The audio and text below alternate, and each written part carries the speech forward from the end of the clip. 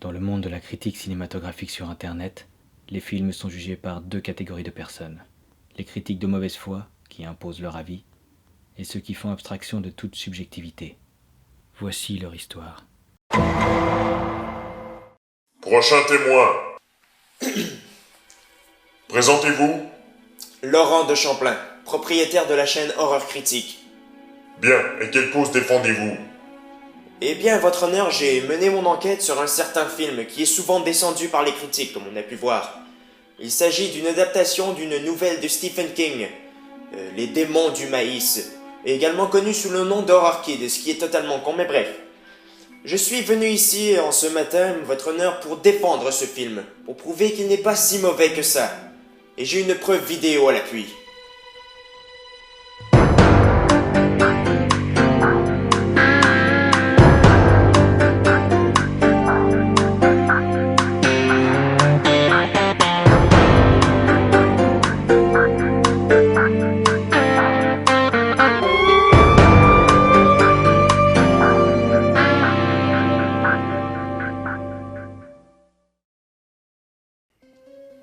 Vicky et Bert, deux tourtereaux, s'aventurent dans un petit patelin du Nebraska quand ils renversent quelqu'un en voiture.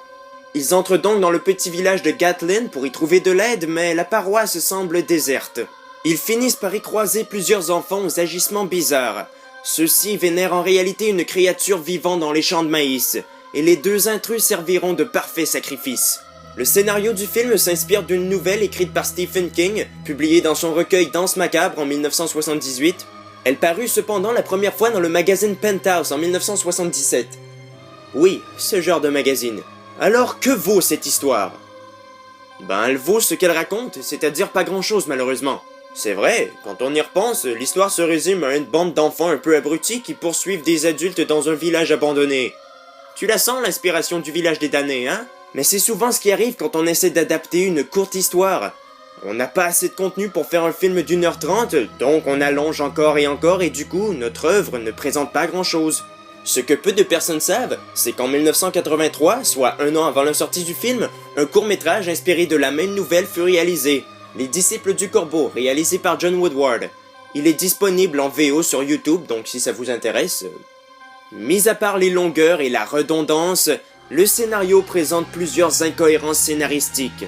Des éléments qui ne font simplement aucun sens, des réactions, des décisions et des actions que les personnages font, les événements dans lesquels ils se retrouvent. Monsieur de Champlain, vous n'avez cité que des points négatifs pour le moment. J'y viens, votre honneur, j'y viens. Parmi les metteurs en scène envisagés pour faire cette adaptation, on notait Sam Raimi. Ouais, en chair et en os. Il déclina l'offre et c'est Fritz Kersh qui prit sa place, un illustre inconnu à l'époque qui réalisait là son tout premier film. Le résultat final n'est pas trop mal, franchement. L'atmosphère qu'il dégage est typique des films d'horreur des années 80, une ambiance qu'on connaît bien et qui fonctionne.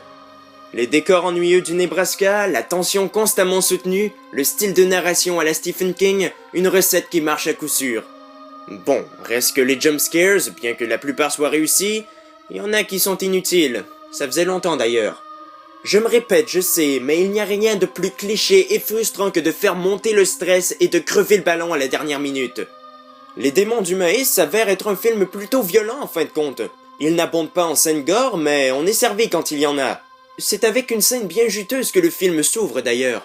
On remarque toutefois plusieurs erreurs techniques. Des faux raccords évidents, l'ombre de la caméra, de mauvais redoublages de scène et une bataille pas trop bien faite.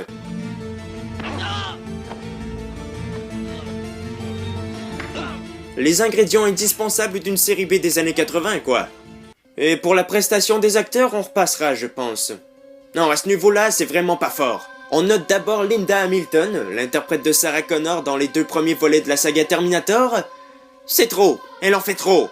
Elle en beurre épais, comme on dit par chez moi. Elle en fait toujours des tonnes et ça devient rapidement gavant. Ah, mais c'est tout le contraire pour Peter Horton. On dirait qu'il est pas conscient qu'il est dans un film. Il a aucune émotion. Et puis les enfants, c'est triste. Ils sont mauvais. Ils sont censés jouer des personnages froids, qui n'ont pas d'âme et qui...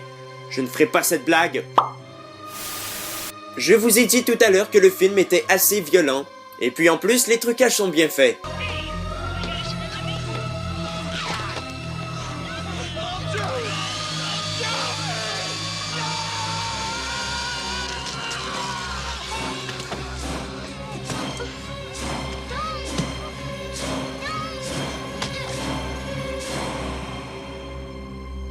Sauf que pour les effets spéciaux, le fameux monstre qui vit dans les champs de maïs, qui ne se résume qu'à un nuage de fumée, là aussi c'est triste.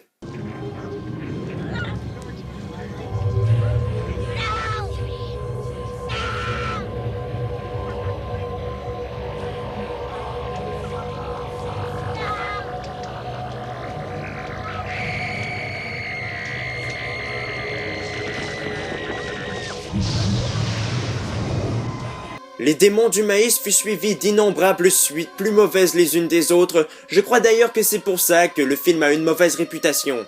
Certes, ça n'est pas une excellente adaptation, mais ça n'est pas un mauvais film, ce sont ses suites qui sont horribles. Il se débrouille avec un 6 sur 10 et à mon avis, c'est amplement mérité. Je suis curieux de savoir ce que vous en avez pensé, alors laissez les commentaires. Plus aucune preuve à présenter, votre honneur. Je crois que c'est clair, Les Démons du Maïs n'est pas un aussi mauvais film qu'on le prétend. Qu'en dites-vous? Merde, voilà ce que j'en dis. Vous êtes un vieux con. Virez-le-moi d'ici.